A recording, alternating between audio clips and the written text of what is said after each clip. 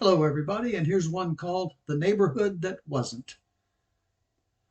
I pulled out into the street from my driveway. It was a perfect day to ride a bike, and I had the day off. Lots of neighbors were walking and doing their lawns. Mrs. Wendlinger next door was planting spring flowers.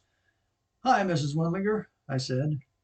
She smiled and waved as I rode by. Lots of smiles and hellos this Saturday morning. I figured I'd ride over to the neighborhood just south of here. Never been there, but it was such a nice day. No clouds, blue sky, about 75 degrees, low humidity. I crossed a bridge and a long road that had lots of overgrown brush. And there it was. Nice houses. You could really say, without exaggeration, that they were mansions. Beautifully manicured lawns and flowers and shrubbery. They were old in the sense that they were classic in styling. I could tell the trees had been there many years.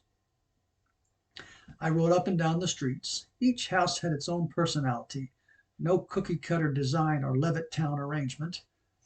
Then it dawned on me. I couldn't believe it. You know when a thought occurs to you almost out of the blue, but it was there all the time waiting for your discovery? There were no people around. I mean, none. I looked behind me, around me. I stopped and listened. Not a sound. I got an uneasy feeling. I panicked and headed back to my neighborhood, but as I went by these same streets on my way back, my enjoyment wasn't there. My only thought was, get me back to my neighborhood of Mrs. Wendlinger and people walking and smiling and gardening. I pedaled faster. I escaped this desolate neighborhood, where houses were the sole proprietors. I crossed the same bridge. My spirits lifted as I entered my streets. I saw a middle-aged couple taking a walk. I waved and they smiled. I got to my street and Mrs. Wendlinger was still in the front yard doing her gardening. "Welcome back, Billy," she said. I smiled wide and said, "It's great to be back, Mrs. Wendlinger. It's great to be back." I parked my bike in the garage and went to the front yard. I looked up and down the street.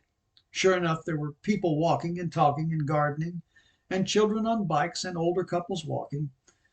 It was good to be back in my neighborhood where people take precedent over the houses. I didn't go inside immediately, but sat on the lawn and watched and listened and smiled. It was good to be home. Thanks for listening, folks, and take care.